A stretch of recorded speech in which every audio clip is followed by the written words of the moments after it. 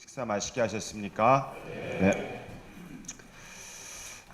천미받은 소서의 33항을 잠깐 보겠습니다. 책으로는 33쪽이네요. 제가 권리 얘기를 좀 세 가지를 함께 묶어서 하겠습니다.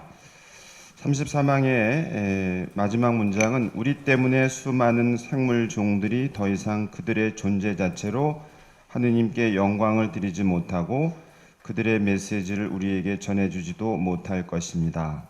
우리가 그렇게 할 권리는 없습니다. 이제 처음에 아까 제가 그 our common home, 우리의 공동 가정, 그럼 그 안에는 식구들이 있겠죠. 가족들이. 사람들만 있는 게 아니고 모든 하느님의 창조물이 그 식구들입니다. 그게 이제 어떤 분들은 어떻게 실제로 제가 어떻게 개, 돼지가 우리하고 가족이냐, 이제 그럴 수 없다 이렇게 하는 거죠. 근데 적어도 이 천미받으소서라는 회칙에서 그 교종 프란치스코의 인식은 사람이 독특하고 그 다른 생명체들과 다른 창조물들과 구별이 되는데 구별되는 게 우월한 게 아니다. 그 우월함이 또 반드시 지배 혹은 이용을 무한정으로 허락하는 것도 아니다. 그 독특함이란 뭐냐면 여러분들이 읽어보시게 되면 사람한테 하느님께서는 어떤 케파, 역량을 주셨는데 하나가 이성, 리즌이고 또 하나는 널리지, 지성, 또 한 가지가 사람한테만 있는 다른 존재에 대한 책임감. 이 세 가지를 사람에게 주셨기 때문에 사람이 다른 창조물하고 구별되는 것이다.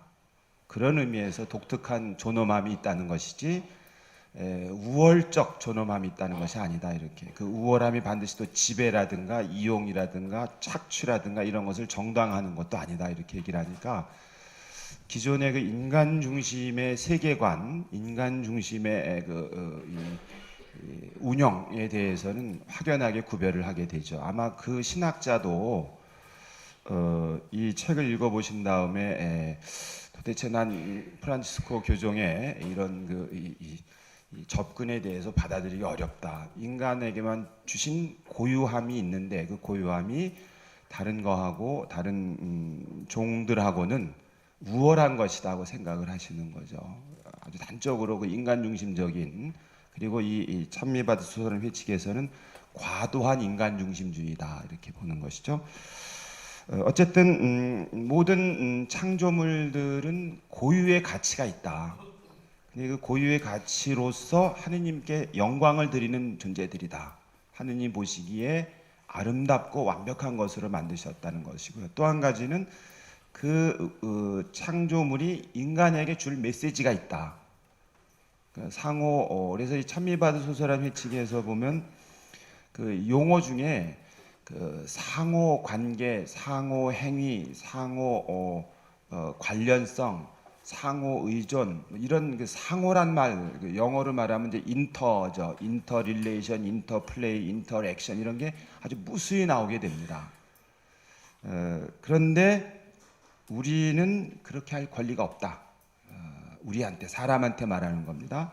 이 권리 말씀을 드리는 겁니다. 우리는 다른 창조물들을 우리가 필요하다면 얼마든지 이용할 권리가 있다 이렇게 생각할지 모르지만 이 회칙에서는 분명히 우리한테는 그럴 권리가 없다는 겁니다.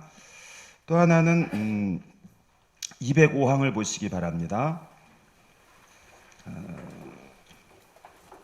205항에 보시면 사람에 대한 것인데요. 205항은 지금 생태의 재앙, 생태라는 게 환경만 말하는 게 아닙니다. 자연 환경만을 말하는 게 아니고 이 생태란 말 자체가 에콜로기아라는 말 자체가 이미 그 가정, 집을 의미하는 단어입니다. 그리고 이 삼라만상 우주 전체를 하나의 집으로 보는 가정으로 보는 거죠. 근데 거기에 재앙이 왔다는 것이죠.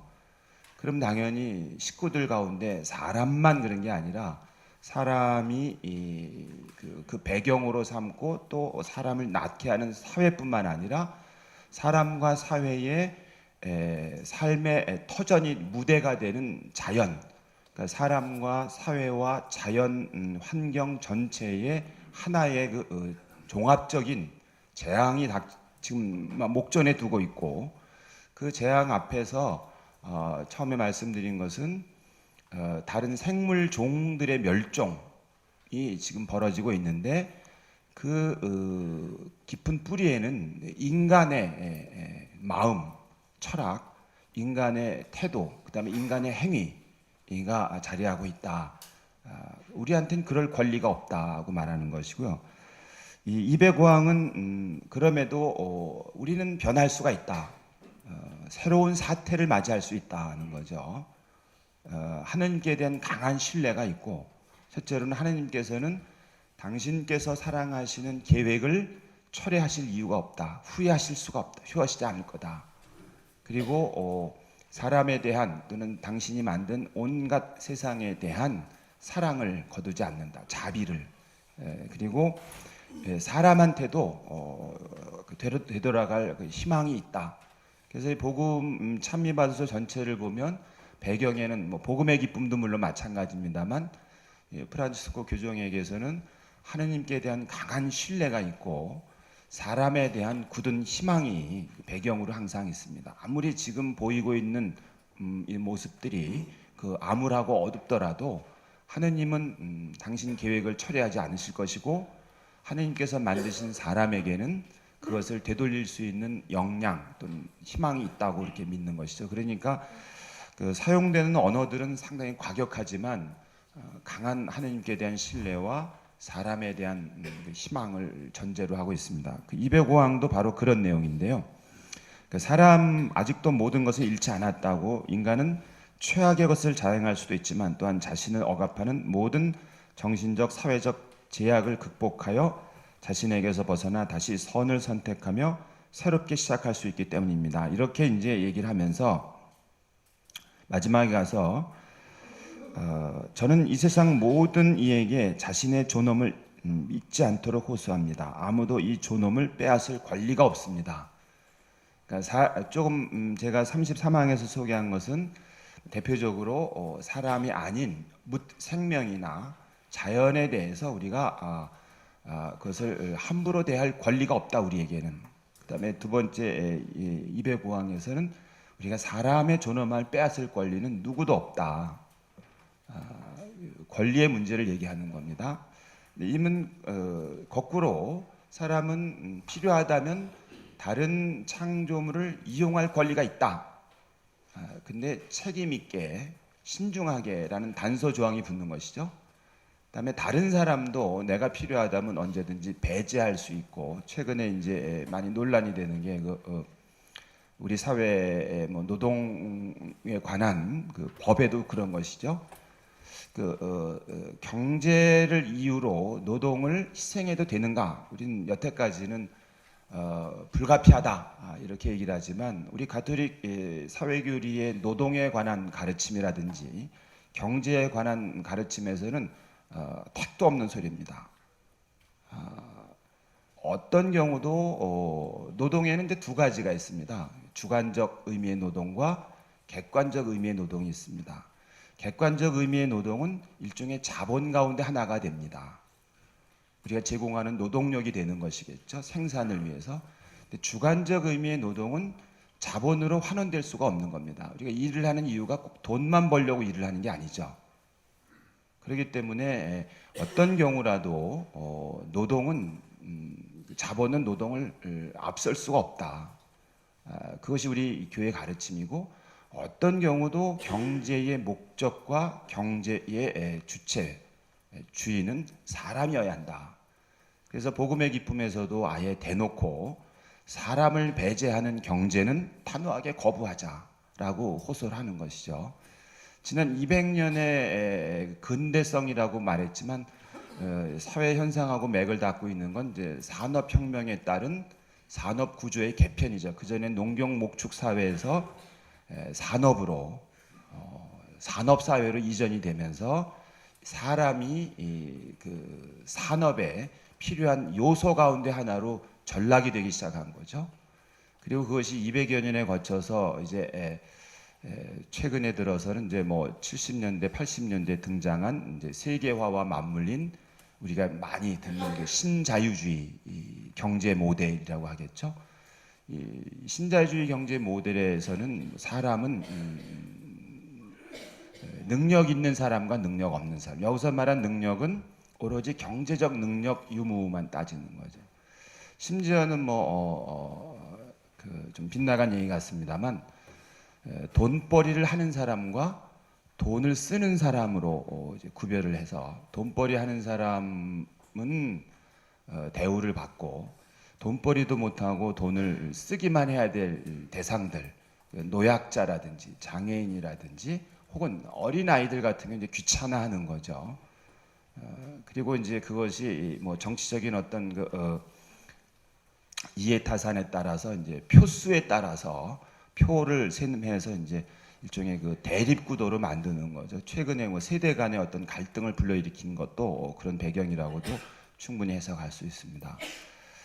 근데 프란치스코 교정뿐만 아니라 2차 바티칸 공유회부터 시작해서 그 이전부터 시작해서 우리 가톨릭 교회는 경제의 목적도 사람이고 경제의 근본도 사람이고 그렇게 얘기를 합니다. 근데 지금의 오늘의 우리의 형국을 보면 사람 나고 돈 난 게 아니라 이제 돈 나고 사람이 난 형국이 돼버린 것이죠. 그리고 그것을 교정께서는 이제 돈을 우상으로 섬기는 것도 단호하게 거부하자고 말하는 새로운 얘기는 아닙니다. 우리 가톨릭 교회 교리서의 1계명에도 바로 그렇게 얘기해요.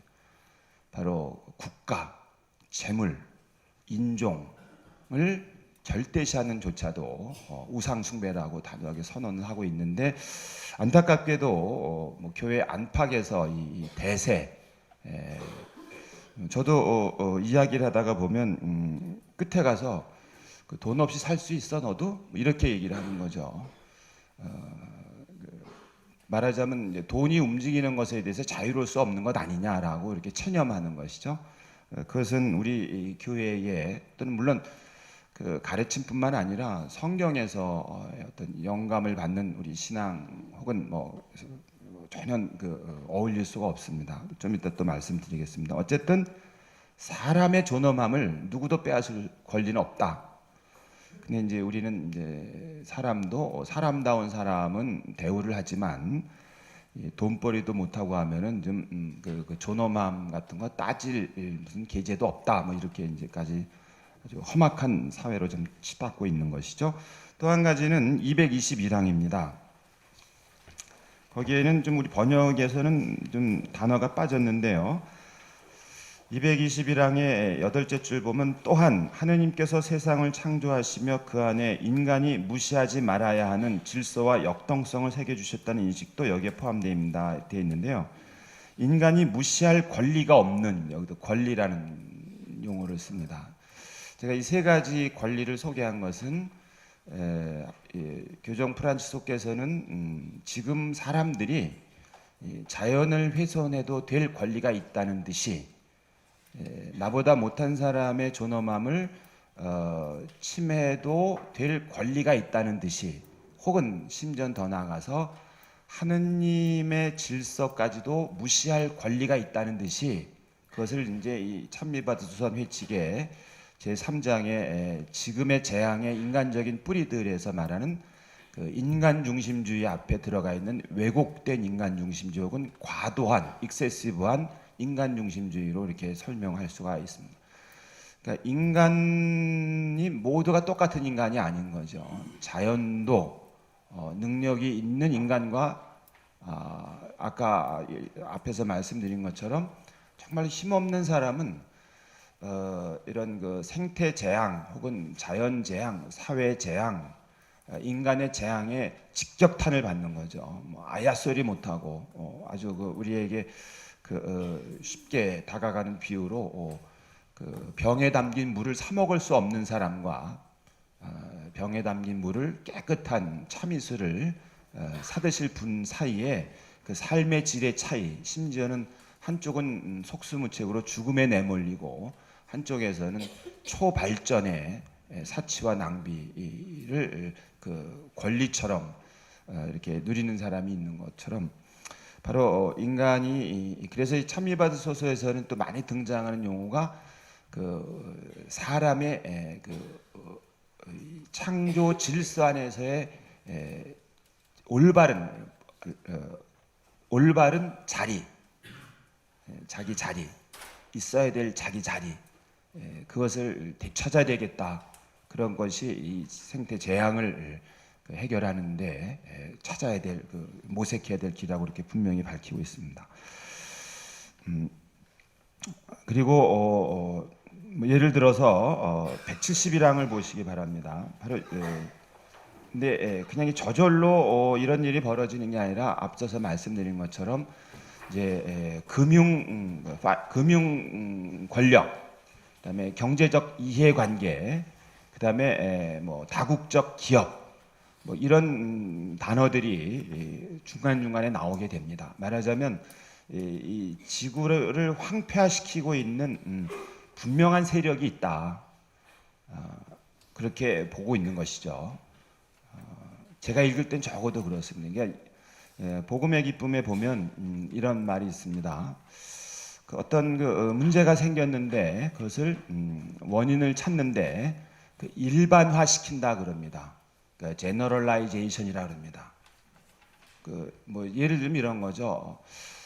분명히 구한 말에 또는 일제 강점기에 그다음에 그 이후에 사회의 변화에는 분명히 어떤 행위의 주체들이 있는 거죠. 그게 우리 간추린 사회교리에서 말하는 그 이데올로기라든지 경제적 이익을 탐하는 무리들의 폐쇄적 지배 집단이 있을 수 있습니다. 그 교회는 그 폐쇄적 지배 집단의 형성을 절대로 도와서는 안 된다. 그 두 가지 요소가 다시 이 앞부분에 가게 되면 그 무슨 수를 써서라도 경제적 이익을 탐하고 그리고 다른 사람에 대한 영향력, 권력을 쥐려는 것으로 나타나는 것, 그것을 우리 간추린 사회교리에서는 죄의 구조들이라 그럽니다. Structures of sin 그럽니다. 그러니까 아예 구조 자체가 죄라는 거죠. 바로 그런 죄의 구조 속에서는 그러니까 이것을 탐하는 사람들이 있다는 거죠. 권력을 탐하는 사람과 돈을 탐하는 이 두 집단이 결합이 되면 폐쇄 지배 집단을 형성하게 되는데 이 지배 집단이 분명히 우리는 죄라 그러고 죄의 구조라 그러는데 흔히 이제 이러는 거죠.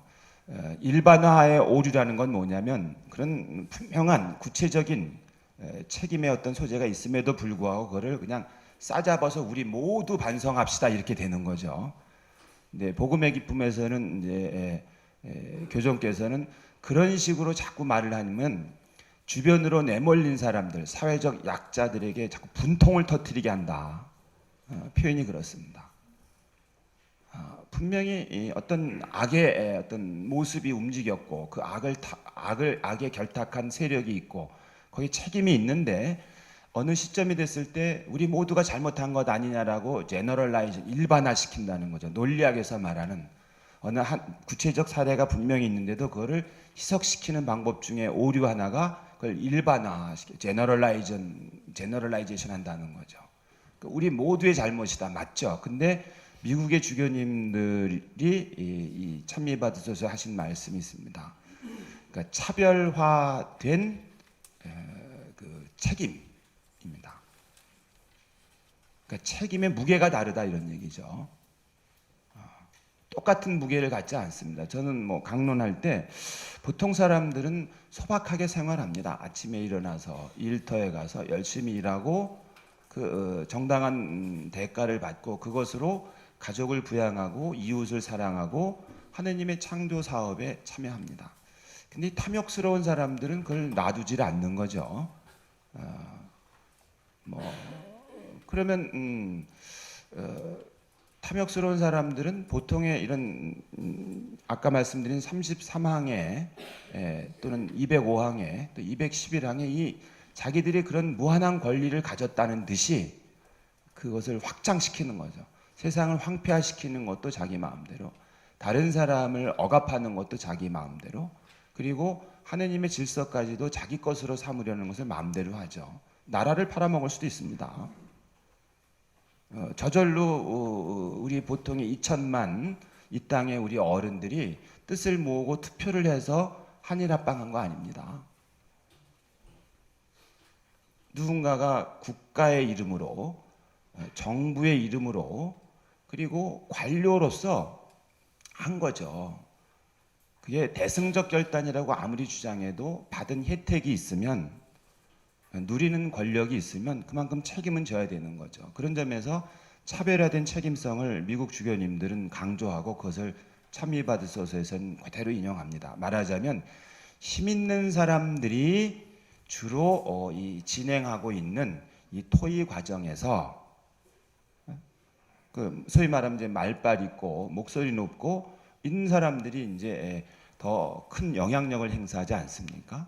보통의 시민들은 그 사람들이 알아서 잘 할 것이라는 어떤 막연한 기대, 혹은 그 사람들에 대한 신뢰, 혹은 또 그 능력에 대한 어떤 그 신뢰 때문에 잘 하겠거니 하고 가만히 있는 경우들이 많죠. 뭐 흔한 얘기로 이제 뭐 얘기할 때 제가 뭘 아나요? 뭐 잘 어른들이 잘 알아서 하시겠죠. 그런데 그 어른들이 항상 옳은 결정을 하는 건 아닙니다. 어쩌면은 수많은 사람들을 고통으로 내몬 그런 결정들은 주로 어른들이 내죠. 그런데 그런 시기를 벗어나고 난 다음에 이제 반성을 할 때 흔히 등장하는 게 바로 일반화.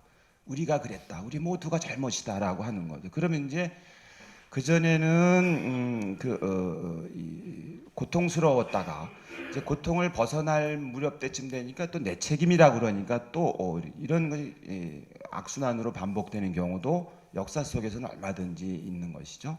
그러니까 차별화된 책임이라는 관점에서 힘센 사람들이 말하자면 그 영향력을 많이 미치는 사람들은 그 목소리를 많이 내지 못하는 사람이나 혹은 그 논의의 주제에 있어서 약한 처지에 있는 사람들에게 더 많은, 더 큰 주의를 기울여야 될 책임이 있다, 이런 얘기입니다.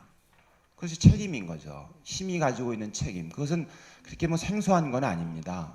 우리가 사회교리에서 흔히 이제 공동선을 얘기할 때 국가의 제1의 임무라 그러죠. 이유는 현실 안에서는 아직은 말이죠. 그 형태가 무엇인지 몰라도 이 폴리티컬 커뮤니티죠. 그러니까 정치 공동체가 가장 큰 힘을 가지고 있죠. 경제력도 가지고 있고 법을 집행할 입법 또는 행정 이런 거 다 가지고 있는 게 국가 아니겠습니까? 그럼 국가는 현실적으로는 가장 막강한 힘을 가지고 있는 거죠. 국가보다 힘센 게 최근엔 생겼죠. 기업이죠.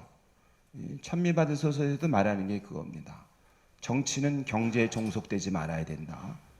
또 경제는 효율성이라든지 이윤의 극대화를 지상 최고로 목적으로 삼고 있는 그런 시장, 어떤 그런 패러다임에 종속되지 말아야 된다 하는 거죠. 그리고 앞에서 보는 것처럼 이 찬미받으소서는 지난 몇 해 동안, 지난 수십 년 동안 한 거 보니까 정치가 실패했다. 경제도 실패했다 보는 거. 그래서 교정께서는 아예 대놓고 컬처럴 레버루셔너리의 길로 가야 된다.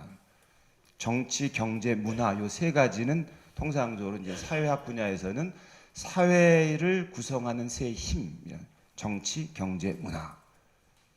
그런데 이 정치가 제 몫을 못하고 경제가 제 몫을 못하면 나타나는 결과는 아까 그 1장에서 말하는 것처럼 자연이 황폐화되고 사람이 너부러지고 사회가 붕괴되고 지구촌 차원의 불평등이 심화된다. 그러면 남아있는 사회의 한 세력은 뭡니까? 문화죠. 이것은 문화적 혁명, 이게 혁명이란 말 쓰니까 또 이제 우리 사회에서는 꺼내기가 굉장히 어렵지만 분명히 교정께서는 컬처럴 레버루셔너리의 길로 과감하게 나서야 한다는 것을 보여준다. 지금의 이 모습은 이렇게 말하는 거죠. 그런데 이렇게 말하면서 그 정치의 어떤 실패 단적인 예 중에 하나로, 그리고 정치가 경제에 종속된 예 중에 하나로 171항을 저는 꼽고 싶은데요. 이런 겁니다. 탄소 배출권 들어보셨죠? 우리나라도 지난 한 3개월, 4개월 전쯤에 바로 이게 탄소 배출을 줄이겠다라고 이제 발표를 했습니다.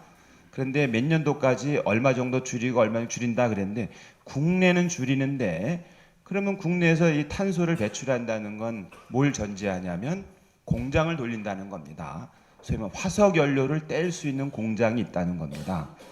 근데 교정께서는 이거를 가지고 꼼수는 아니, 꼼수보다 더 심합니다. 그런 것은 읽어보겠습니다. 탄소 배출권 거래 전략은 새로운 형태의 투기를 유발할 수 있으며 세계적인 오염가스 배출 감축에 도움이 되지 않을 것입니다. 이러한 제도는 환경에 대한 그럴듯한 노력을 가장한, 포장한 졸속으로 흐르는 안이한 해결책에서 결코 현재 상황에 맞는 근본적 변화를 가져오는 못합니다. 오히려 이 제도는 일부 국가와 지역의 과도한 소비를 조장하는 조치가 될 수 있습니다. 여기 조치라고 번역을 했지만 플로이, 술책입니다.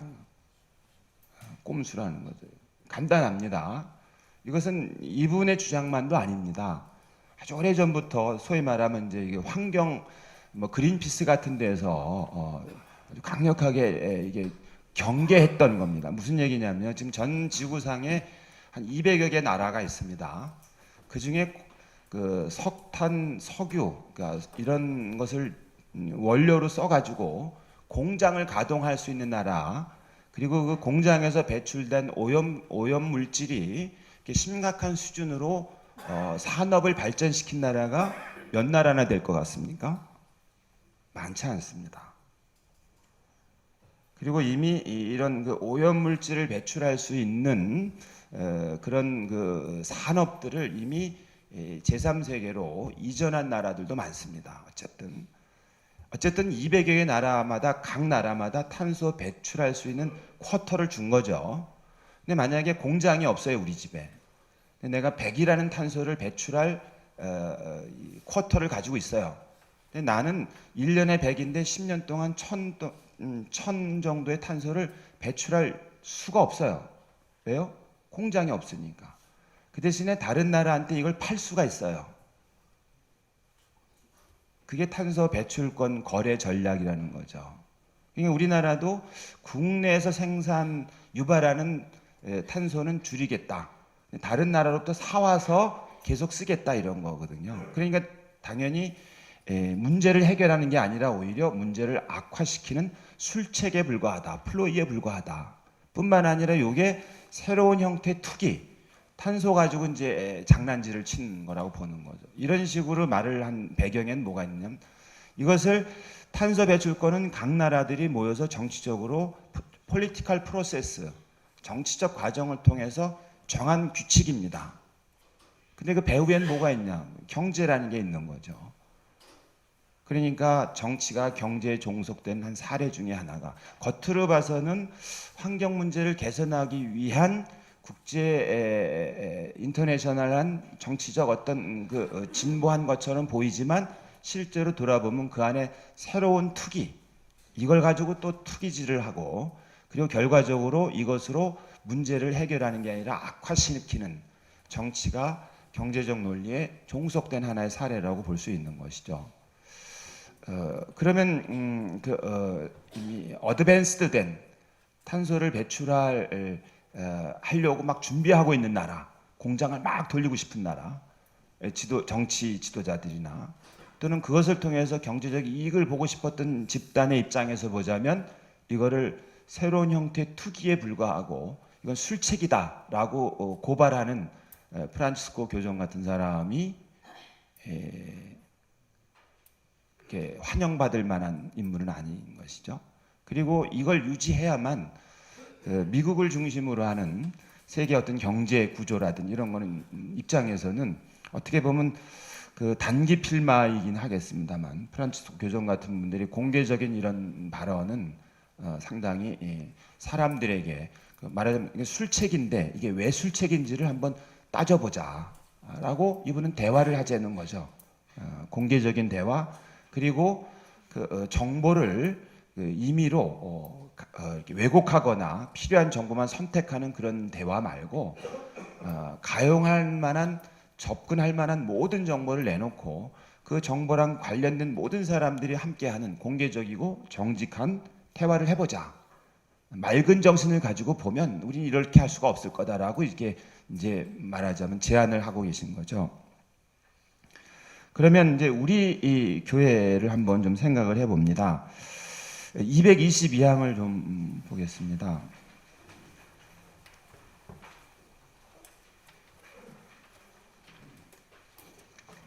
아까 제가 잠깐 말씀드린 건데요. 222항에 보시면 그리스도교 영성 얘기가 많이 나오는데요. 복음의 기쁨에서도 이 영성이라는 표현을 이제 스피리추얼리티라는 영성을 쓰는데요. 그 앞에 그 사운드란 또는 헬시, 건전한 영성 이렇게 그 수식어를 자꾸 붙이는데 왜 그걸 붙이냐면 복음의 기쁨에서는 자기를 위로하고 자기를 만족시키고 하는 그 몇몇 경건한 활동을 마치 영성 생활의 전부라고 여긴다. 그건 아니다 하는 거죠.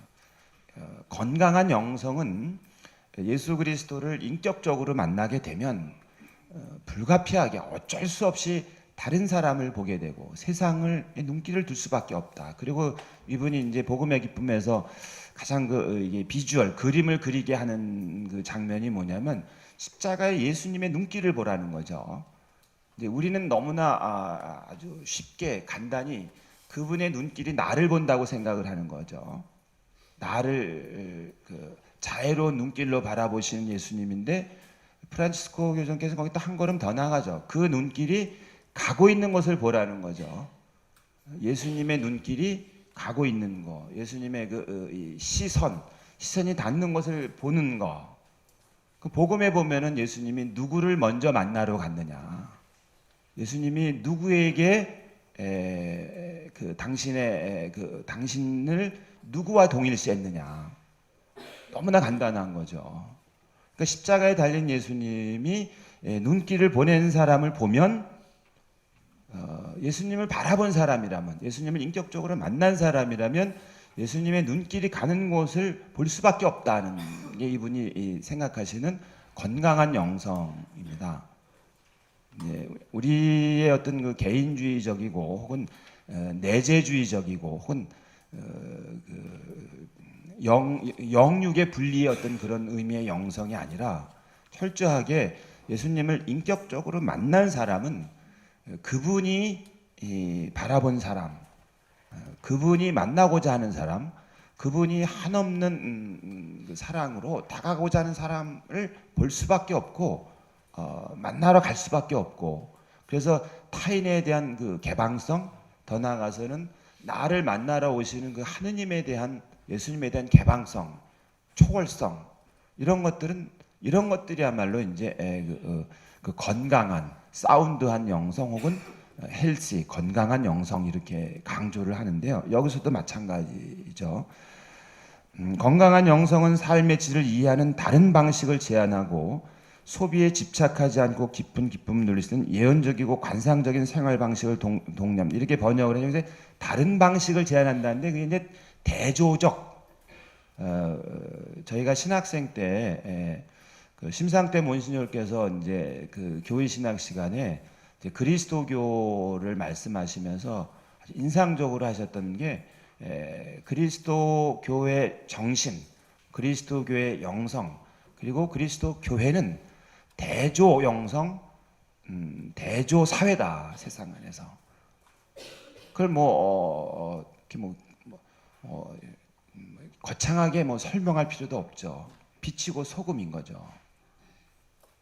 그럼 어둠을 밝히는 빛이고 부패를 막는 소금이니까 대조 사회, 사람들이 사는 방식과 다른 방식의 삶, 그리고 사람들이 생각하고 갖고 있는 태도와는 다른 방식의 생활 사고 구조와 생활 양식을 보여주는 것이 그리스도교 영성이다. 그리고 예언적이라는 것은 당연히 소금으로 말하자면 부패를 막는 구약의 전통이라든지 예수님의 전통이나 세례자 요한의 전통이나 철저하게 예언적이라고 하지 않습니까? 미래를 이렇게 점 찍는 예언이 결코 아니지 않습니까?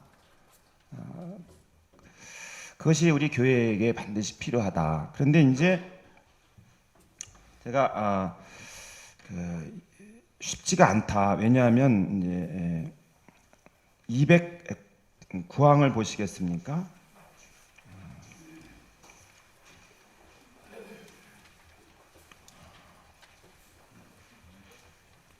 209항입니다. 오늘날 문화와 생태 위기의 심각성에 대한 인식은 새로운 습관으로 19항에 보시면 고통스러운 자각이 필요하다.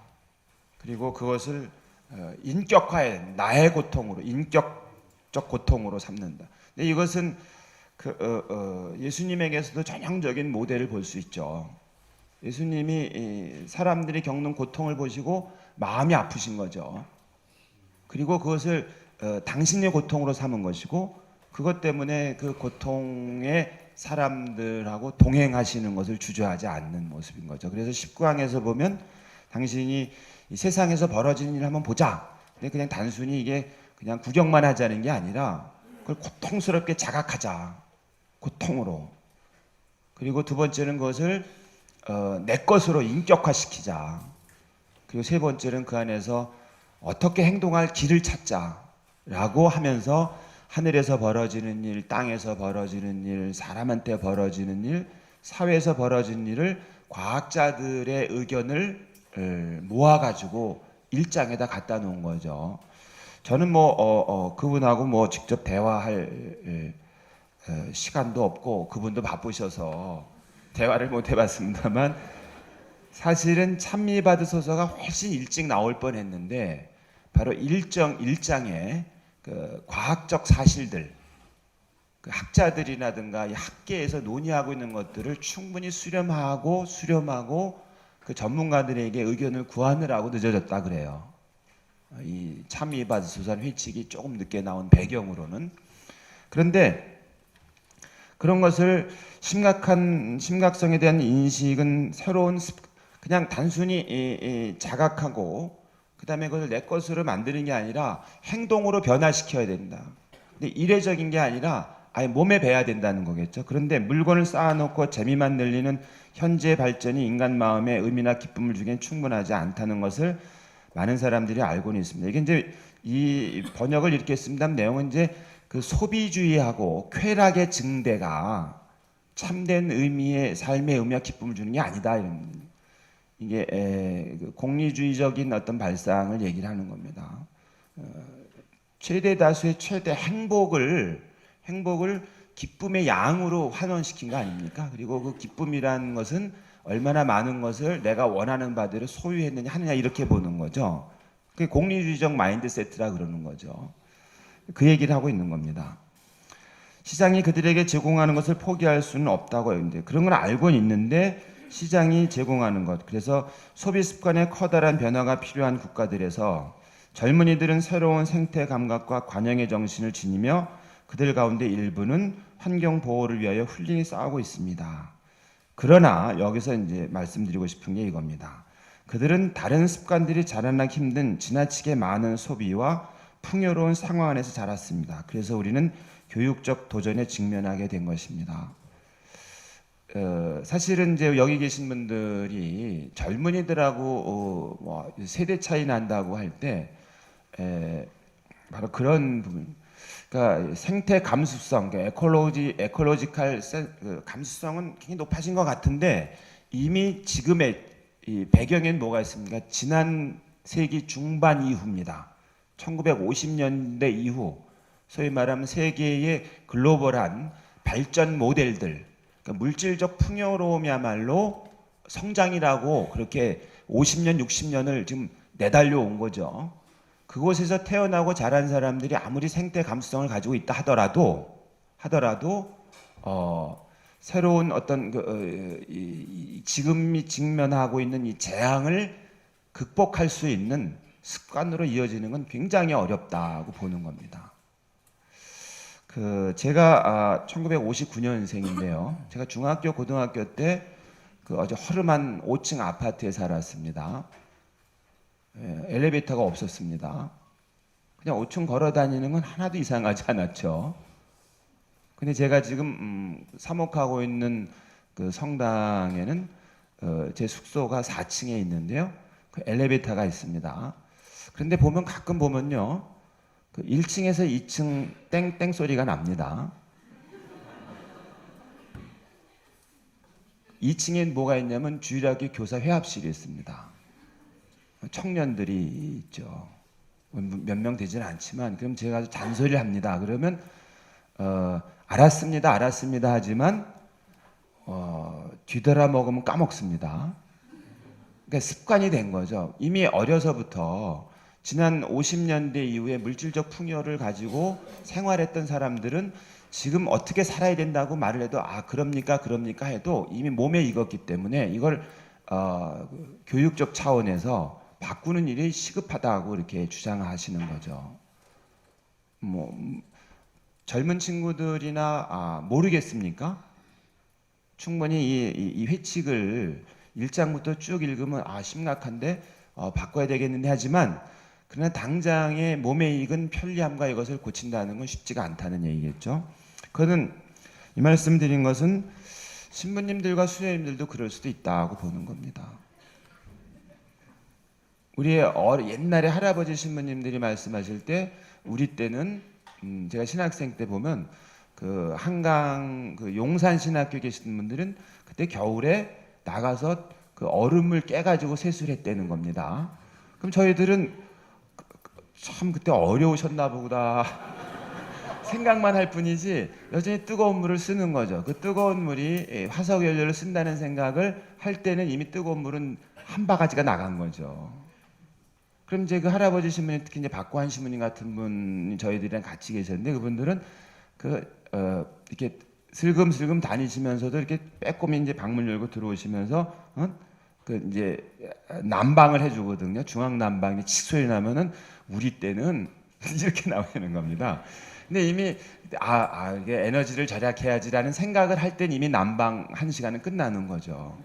그러니까 불과 이게 무슨 수백 년의 일이 거쳐서 벌어진 일이 아니고 딱 200년이고 심각함의 어떤 병의 증세들이 마구마구 터진 건 지난 세기 중반이니까 사실은 지금 2015년 따지면 65년밖에 되지 않는 거고 또 일부 선진국 같은 게 유럽이라든가 북미주 같은 데서는 2차 세계대전 이후에 산업화 내지는 발전, 초고속 발전을 쭉 하면서 이미 지금의 20대, 30대, 40대, 50대 세대들은 도대체 어려움이라는 게 뭔지, 절약이라는 것이 뭔지, 이런 좋은 습관을 길들인다는 것이 과거의 습관하고는 전혀 다른 습관이 몸에 익었다는 얘기겠죠. 그래서 6장에서는 적합한 동기 또는 영성이 없이는 이 문제를 해결할 수가 없다고 보는 거죠.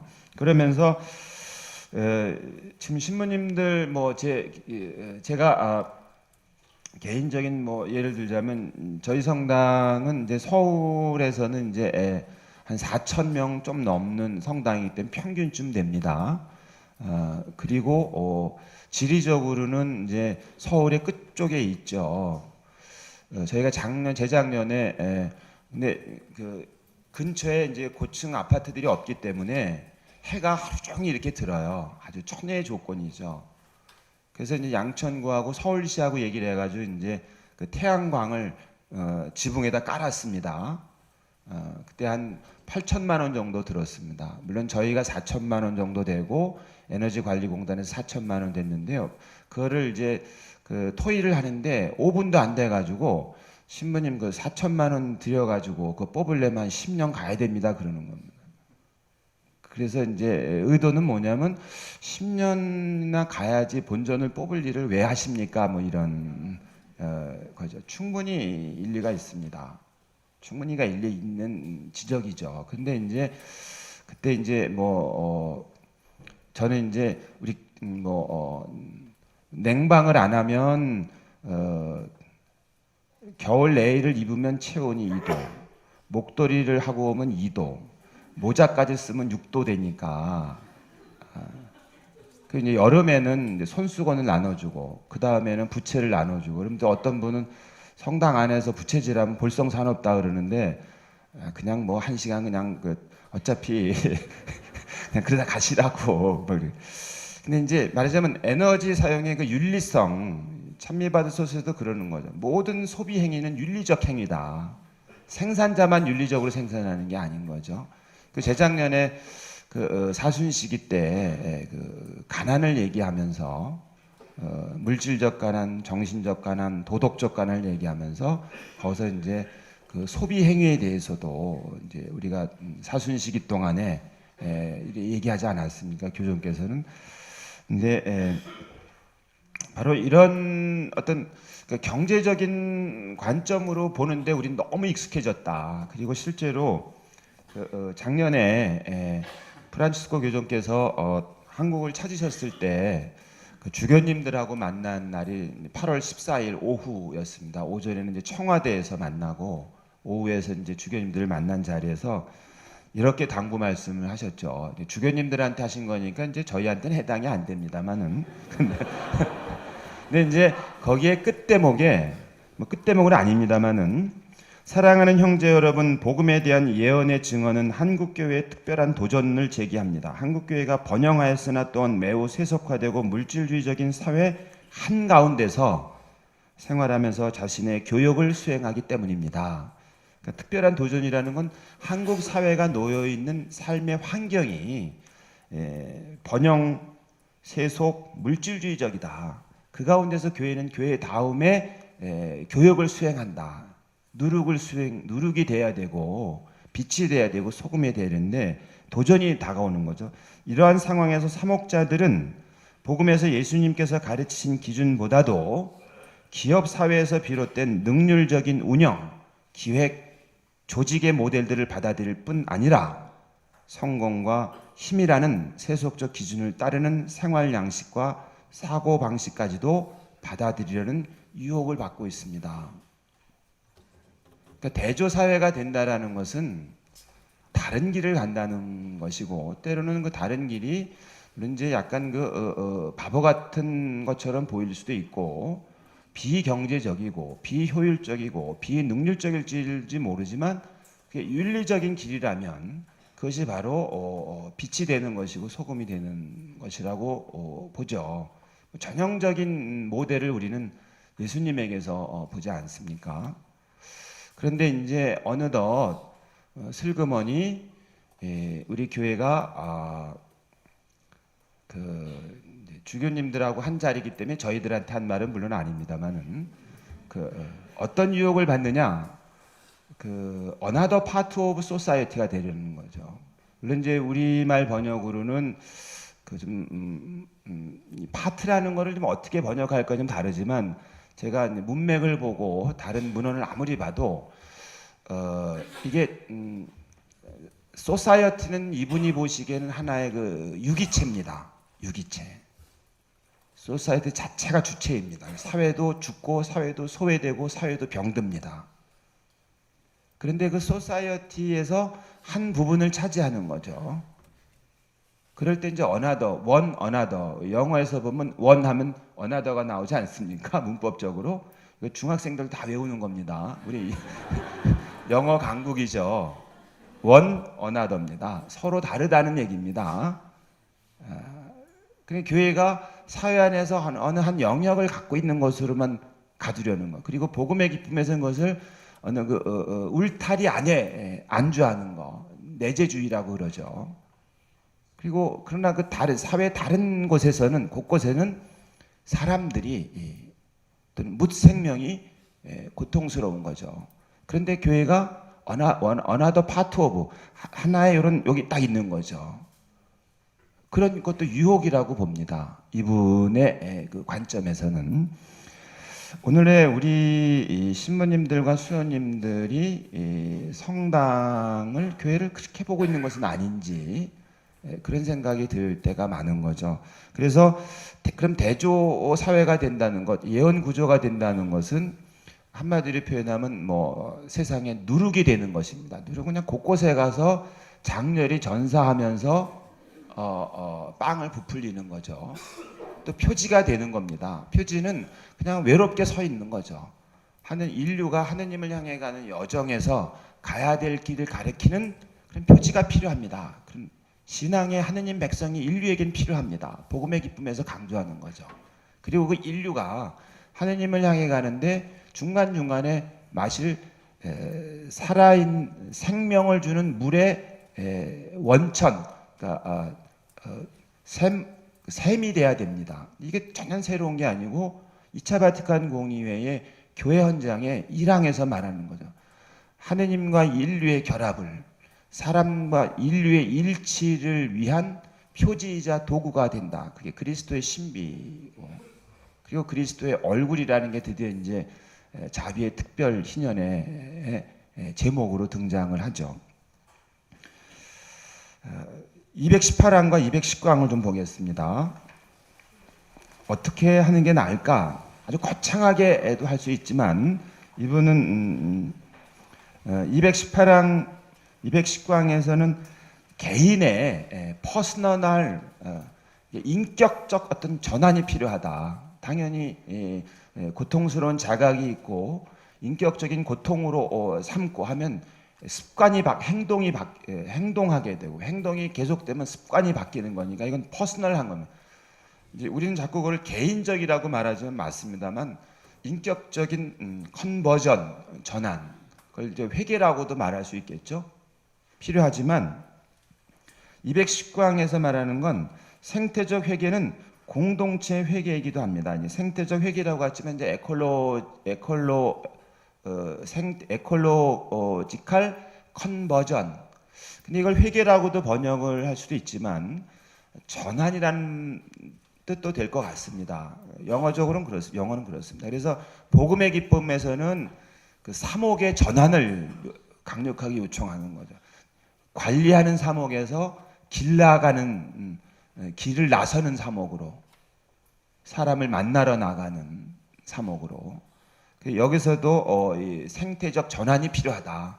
생태적 회개가 필요한데 퍼스널한 것도 필요하지만 공동체도 필요하다. 이걸 우리는 커뮤니티라고도 말하지만 통상적으로 이제 사회적, 그리고 이것이 찬미받으소서에서 말하는 그 사랑을 얘기할 때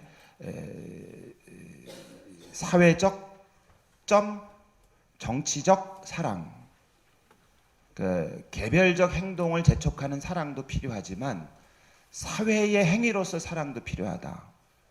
그 사회의 행위로서 사랑은 당연히 제도를 가지고 하게 되는 거죠. 그 제도를 만들려니까 당연히 정치적 프로세스가 필요한 거죠. 그래서 그것을 간추린 사회교리에서는 사회생활의 근본 가치 중에 마지막으로 사랑의 문명을 향하여라는 타이틀로 말하면서 그 안에 개별 행동을 재촉하는 사랑과 사회적 중개를 통하여 사회적 약자가 고통에 빠지지 않도록 혹은 고통에 빠진 사람을 존엄함, 품위를 유지시켜주고 증진시켜주고 일으켜 세우는 행위, 그걸 사회적 정치적 애덕이라고 쓰는 거죠. 한국 천주교회 내에서 어떤 제도를 바꿔서 사회적 약자를 보호해야 한다고 말할 때 제도를 바꾸려는 게 당연히 정치적 프로세스가 필요한데 이런 얘기는 하기 어렵죠. 그 대신에 그 어려운 이웃에게 그 개별적 행동으로 해주는 그 자선이나 이런 것을 사랑의 전부라고 보는 거죠. 근데 그것이 이제 드디어 이 자비의 얼굴에서는 극명하게 이제 등장하게 됩니다. 이제 사순시기 동안에 스피리추얼한 어떤 그 도움이 필요하다, 행위가 필요하다, 자비 행위가 위로하는 거, 사람 곁에 있어 주는 거, 사람에게 용기를 주는 게 스피리추얼한 거라면 코르포랄, 몸을 때우는 거 있죠. 배고프고 목마르고 헐벗고 떠돌아다니고 감옥에 갇히고 병든 사람에게 실질적인 도움을 주는 거. 그럼 이게 전부인가? 아니죠. 뒷부분에 가게 되면 아주 사람들을 고통으로 내몰고 희망을 빼앗아 버리는 하늘이 진노하는, 하늘이 벌을 가하는 보복하는 중재가 있다 그러죠. 뭐요? 부패. 그리고 이 부패 문제는 찬미받으소서의 정치 문제까지 가서 가면 더 노골적으로 그냥 대놓고 말하는 거죠.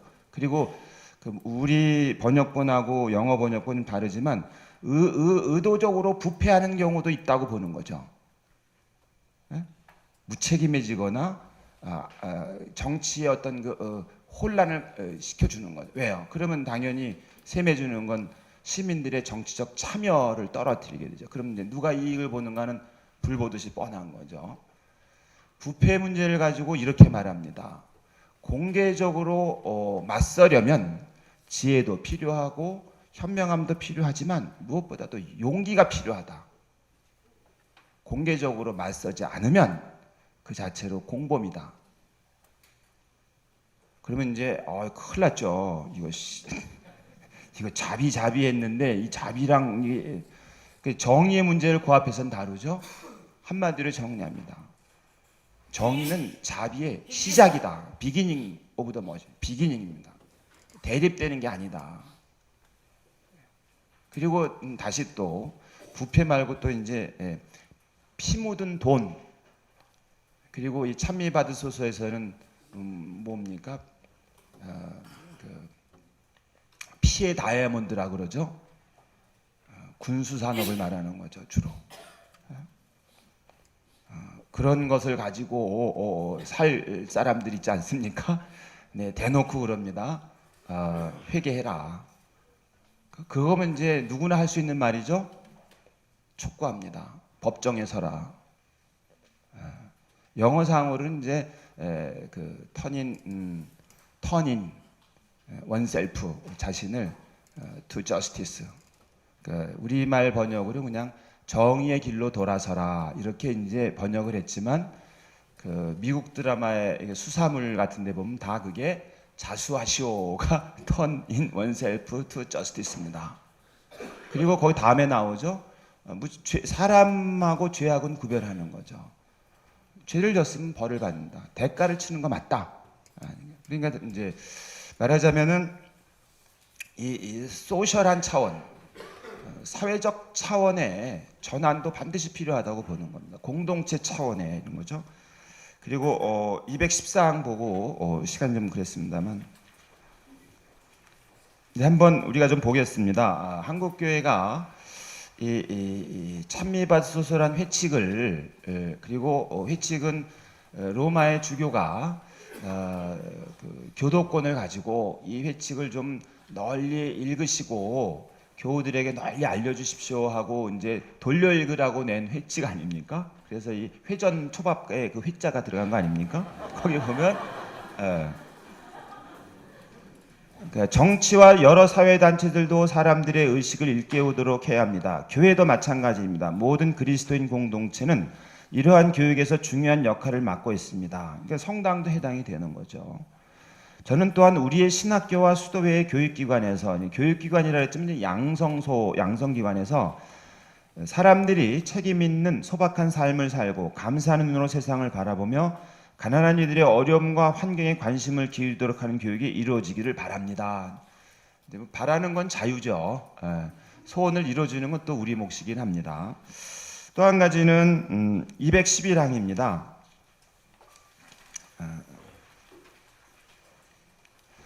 앞에서부터 보면은 굉장히 거창한 얘기를 하고 그래서 뭘 어떻게 하겠는데 하는데 이분은 무슨 새로운 제3의 길을 제시하는 게 아닙니다. 지금 문제가 이런데 이 문제를 해결하는 길이 무엇인지를 한번 대화를 하자. 이것은 전혀 새로운 것도 아닙니다. 2차 바티칸 공의회 사제교령 12항에 보면 이 공의회는 이렇게 얘기합니다. 이 거룩한 공의회의 3억 목표, 교회가 해야 될 목표를 첫 번째 끊임없는 정화와 쇄신입니다. 두 번째로는 복음 선포, 복음화입니다. 세 번째로는 이것을 달성하기 위한 대화입니다. 이것을 위해서 모든 성직자들에게 강력히 촉구한다. 교회가 제시하는 적절한 방법을 취해서 이 길에 더욱더 매진해서 하느님의 훌륭한 도구가 되기를 이렇게 대화라는 것, 무슨 교회가 제3의 길을 제시하면서 대안을 제시하고 해결책을 제시하는 게 아니고요. 선의의 모든 사람과 대화와 협력을 통해서 문제를 해결하는데 적극적으로 나서겠다 이런 거죠. 이 교정께서도 사망에서는 내가 복음의 기쁨을 가지고 교회 쇄신을 얘기했다면 이제 나는 이 책을 가지고 대화의 길로 나서겠다. 그러면 이제 한국 교회도 그게 부응해야 되겠죠. 한국이란 삶의 배경 안에서 무엇을 어떻게 할 것인지 진지하게 고민하고 대화의 길로 나서야 되는 이런 것은 또 있지만 실천적으로 211항에서 보면 중간쯤에 보면 이런 게 있습니다.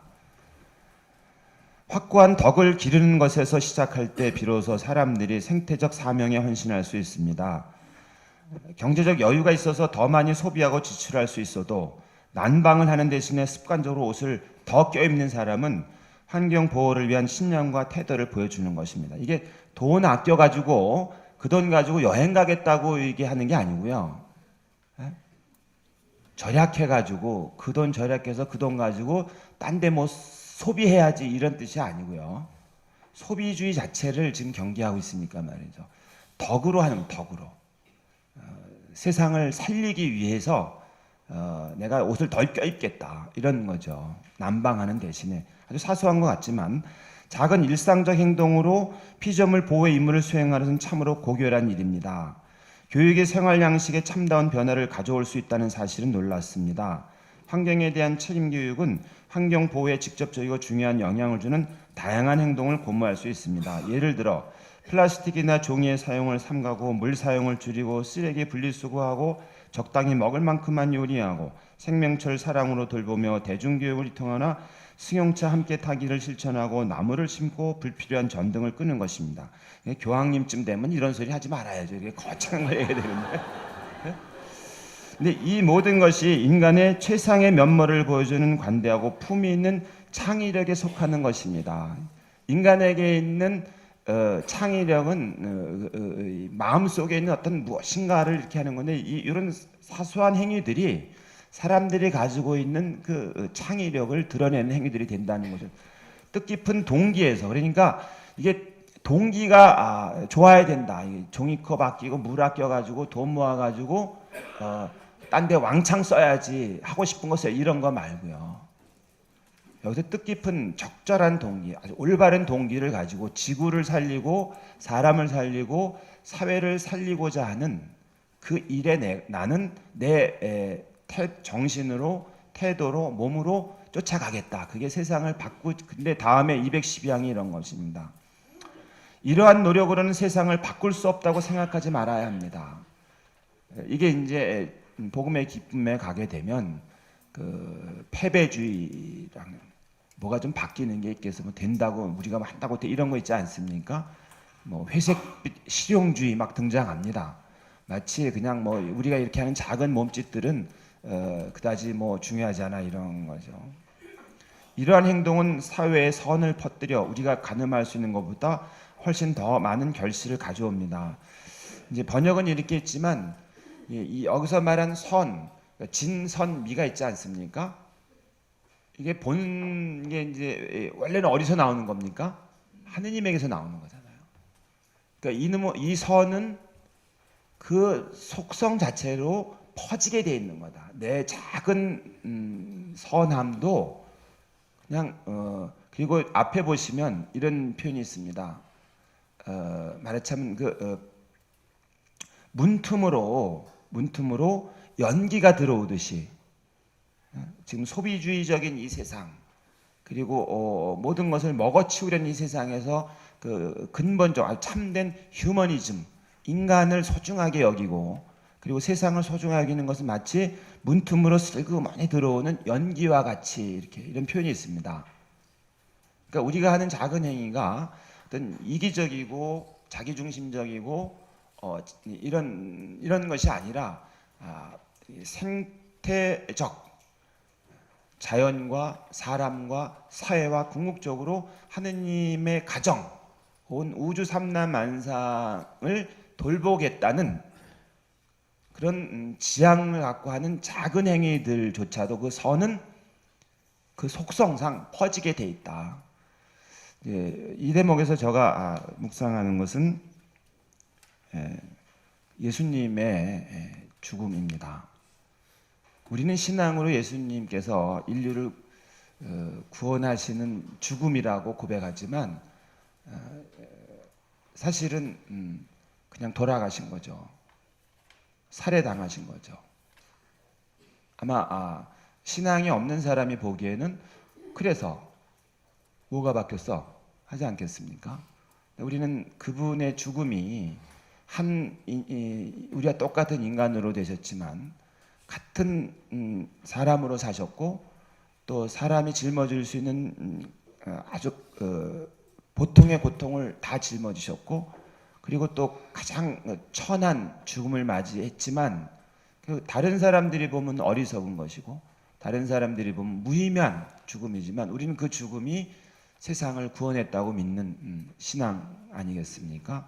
그런 점에서 그 성당에서 그리고 개인으로 할 수 있는 것을 정말 진력을 다하는 그런 것이 필요하다. 그리고 그것을 혼자서 하는 게 아니라 공동체가 함께하고 더 나아가서는 선의의 사람하고 연대하는 것.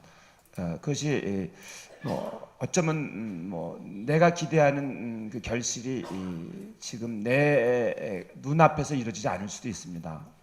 근데 여기서 또 한 가지 넘어가는 게 있죠. 그 인트라 제너레이션 세대 안에서의 불평등도 있지만 그 인터 제너레이션 세대 간의 우리의 가장 약한 존재 중에 하나가 바로 오지 않은 세대입니다. 우리가 오지 않은 세대에게 어떤 흔적을 남길 거냐 그것은 우리의 몫이기도 하겠죠. 그런 점에서 진력을 다하고 함께 다하고 적어도 다음에 오는 세대가 죽음의 흔적을 받아들이지 않도록 하는 최소한의 그런 노력도 필요하다고 생각합니다. 성부와 성자와 성령의 이름으로 언제나 당신 백성을 변함없이 사랑하시는 하느님, 생각과 말과 행동을 이끌어 주시어 그 삶으로 당신께 찬미를 세상에 당신의 평화를 전하는 당신의 도구 되게 하소서. 영광이 성부와 성자와 성령께 성부와 성자와 성령의 이름으로 아멘. 고맙습니다.